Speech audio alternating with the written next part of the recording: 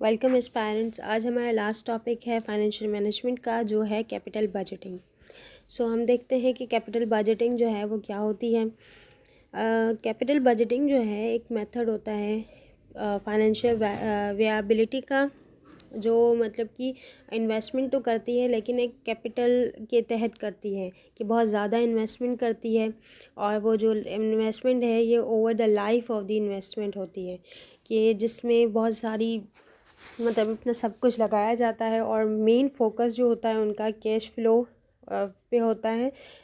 बल्कि cash flow पे होता है, मतलब कि प्रॉफिट्स पे ज़्यादा इनका फोकस नहीं होता जो कैपिटल इन्वेस्टमेंट करते हैं। तो ये एक मेथड होता है बिजनेस का, फाइनेंशियल वियाबिलिटी का। ठीक है।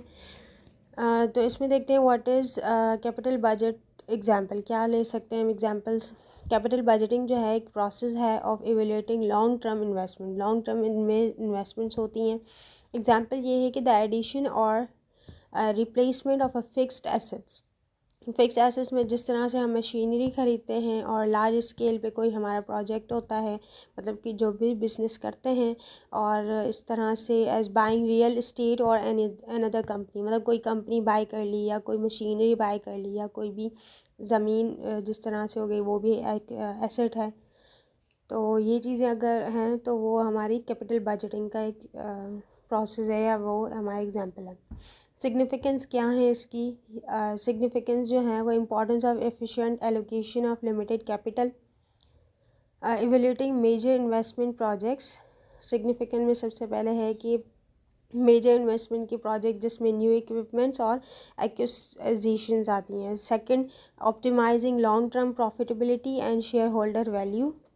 थर्ड है managing risk and uncertainty of large expenditures.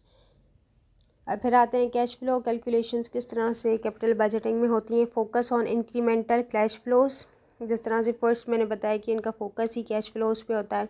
एसोशिएटिंग with the project, मतलब उनका जो होता है कि हमारा जो प्रोजेक्ट है वो हमें कितना कैश फ्लो दे सकता है, कितना उसमें कैश फ्लो हमारा हो सकता है। Identify initial investment, periodic operating cash flows and terminal cash flow.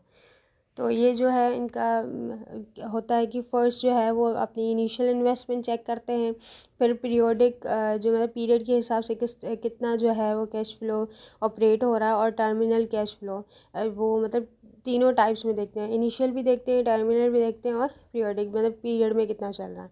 फिर differentiate between operating and financing cash flows, consider relevant cost और रेवेन्यूज़ और tax implications. Incremental cash flows क्या होते हैं। Include only additional cash flows directly resulting from the project, मतलब project से हमें कितना रिजल्ट जो है वो कैश फ्लो की सूरत में मिल रहा है। इसके अलावा exclude sunk cost already include and irrelevant cash flows, उसको भी चेक करते हैं। और इसके अलावा emphasise long term perspective beyond accounting profits. Capital budgeting decisions rules क्या होते हैं। सबसे पहले नेट प्रेजेंट वैल्यू, फिर सेकंड पे है इंटरनल रेट ऑफ रिटर्न। ये बहुत ज़्यादा इंपॉर्टेंट है फाइनेंशियल मैनेजमेंट में, तो इस टॉपिक को भी देखिएगा, नेट प्रेजेंट वैल्यू और इंटरनल रेट ऑफ रिटर्न को। तो cash flow discount to present value positive, net present value indicates profitability. तो इस तरह से पता चलता है कि कैश फ्लो में किस तरह से हम प्रॉफिट जो है कितना हमारा प्रॉफिट होगा या कितना हम प्रॉफिट की तरफ जा सकते हैं। फिर internal rate of return, discount rate at NPV equal zero, higher IRR preferred.